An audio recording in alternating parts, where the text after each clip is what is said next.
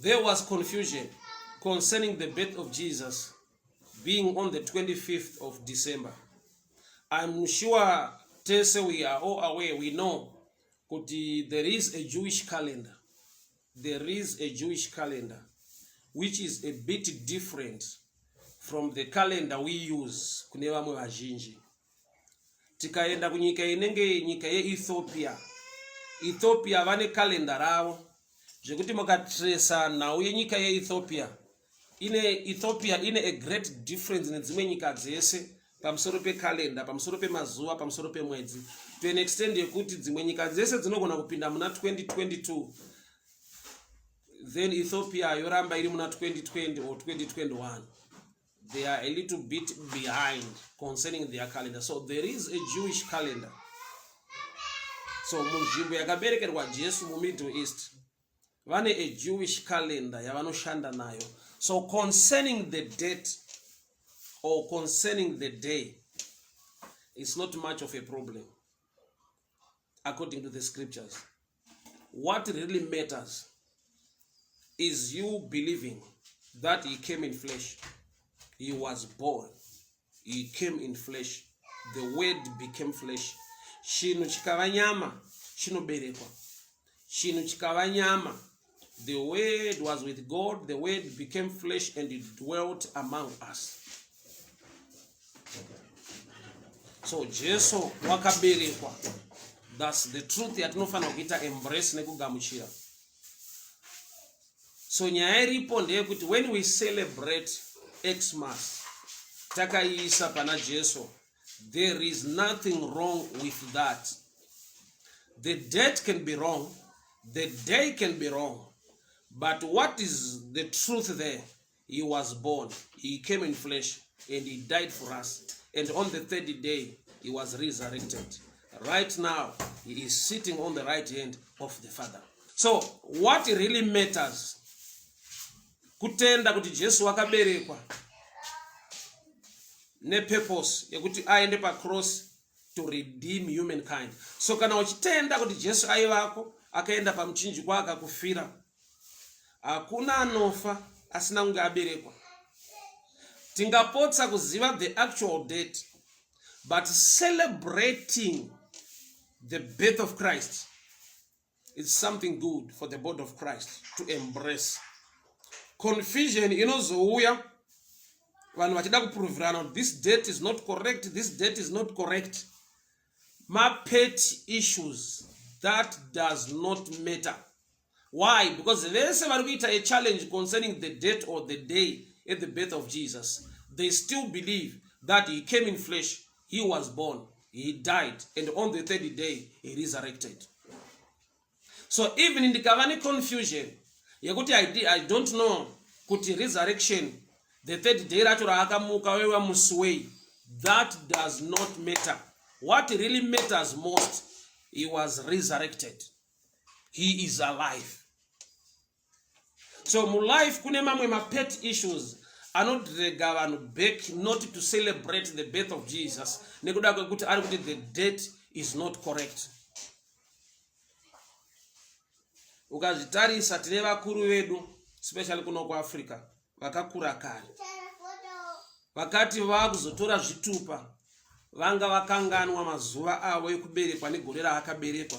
Mumwe aigona kuti aiwa ndakaberekwa gore rehwiza, mumwe ndakaberekwa gore rakava nechicken pox, mumwe auti ndaberekwa gore renzara.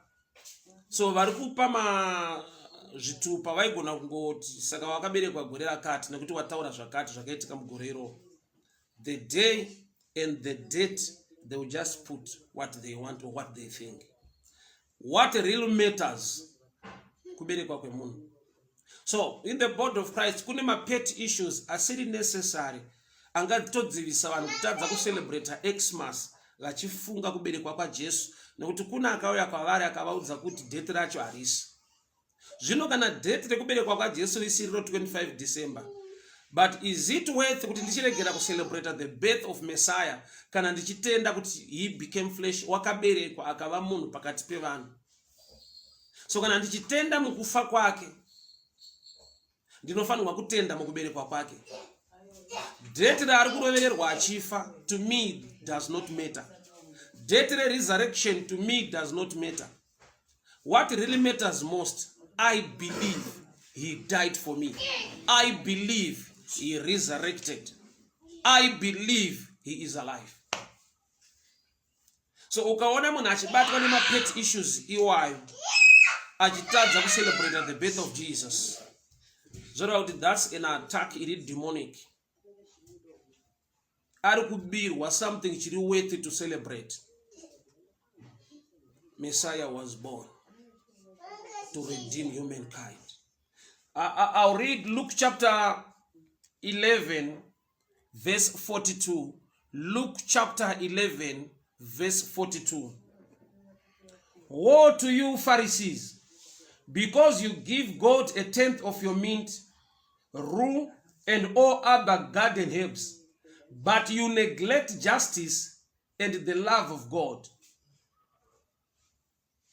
You should have practiced the latter without leaving the former undone. I'll repeat again. Luke 11 verse 42. Woe unto you, Pharisees, because you give God a tenth of your mint, rue, and all other kinds of garden herbs, but you neglect justice and the love of God. You should have practiced the latter without leaving the former undone. Pano shoko riri kuda ngotitsanangurira kuti there are times ekuti maFarisees vaikoshesa zvinhu zviri minor, zvisina nenyaya, zvisina nebasa, vachineglect the real thing which is so touching, chine basa, the love of God.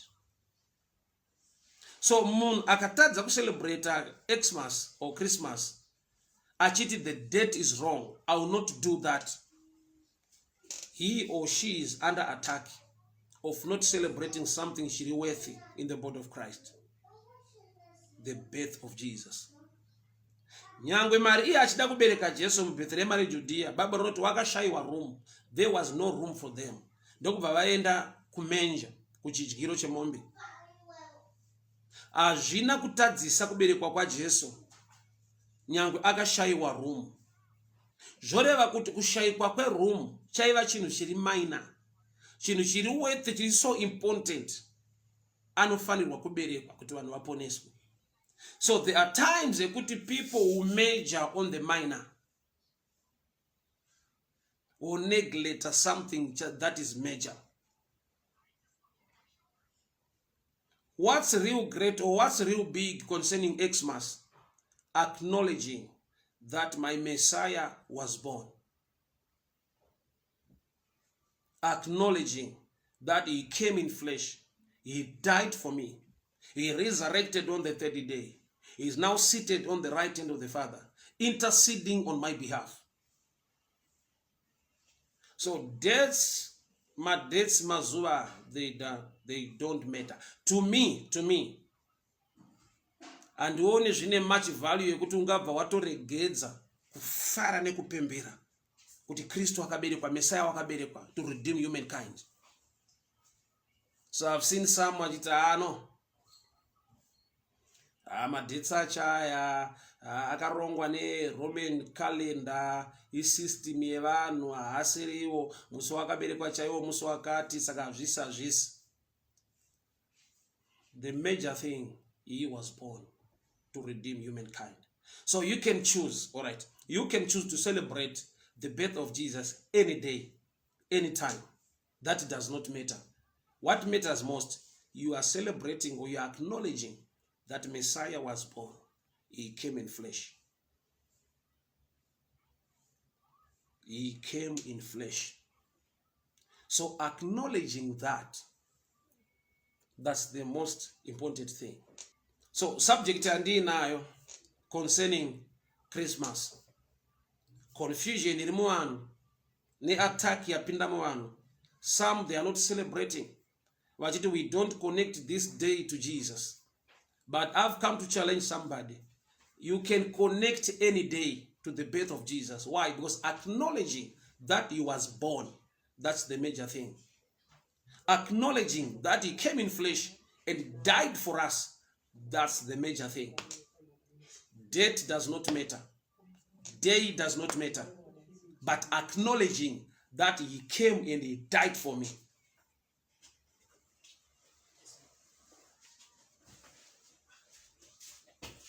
So you can choose any day. You can choose any day. If you have a challenge with 25 December, you must not have a challenge. Nekutenda kuti Jesu akaberekwa. He came in flesh. He died for us. And he resurrected on the third day. So even ukatova ne problem ne third day resurrection, that does not matter. What really matters is for you to believe that he lives. Akamuka. Shingani nguwai, that does not matter. Shokura ndaverenga pano Luke 11 verse 42. Jesu ari kuona kuti maFarisi vane zvinhu zviri minor zvavari kunisikurenetsa vanhu nekuomeserana nevanhu vachineglect the major thing to talk or to preach about the love of God. Samtinoona pane nguva yekuti vanhu vanodzivisana kunamata nekugamuchira shoko raMwari nekuda kwekuti vane nhau vane nyaya dzavanotaura dzisina much value. At the end of the day, we lose people, we lose believers, we lose people who are supposed to be saved. Nekuda kwekuti tine nyaya dzatakasimudza dziri minor, although dzine a little bit of value, but zviri minor to an extent yekuti munhu akasaziva the date or the day that rakaberekwa Jesu, azvidzivise him or her to celebrate the birth of Jesus. Why? Because acknowledging that he came in flesh, zvinokosha kuziva kuti akaberekwa to redeem humankind. Nokuti hatingatauri kufa tisingatauri kuberekwa. So munhu ukapotsa date raakaberekwa, ukapotsa date raakafa, usapotsa kutenda kuti wakaberekwa akandifira uye kuti ndiwane ruponeso. That's the major thing I've come to clear on this platform. Kana pakava neshasha dzinoziva madate, we thank God for that. But the main thing, vanhu ngavasadziviswe kupembera nekufara, connecting 25 to the birth of Jesus, because you can connect any day to celebrate the birth of Jesus. Why? Because he was born. The truth will remain. Kuti akaberekwa. Suvaningandipotse, chandisingapotse, chandisingatadzi kutenda. He was born to redeem me. But muropafadzwe, muswere munyasha, Mwari vakuitire nyasha on this Boxing Day. Make a difference in somebody's life. Be a blessing in somebody's life. Make a difference in somebody's life. On this Boxing Day, may the good Lord protect you. May the good Lord bless you. Thank you so much. Bye-bye.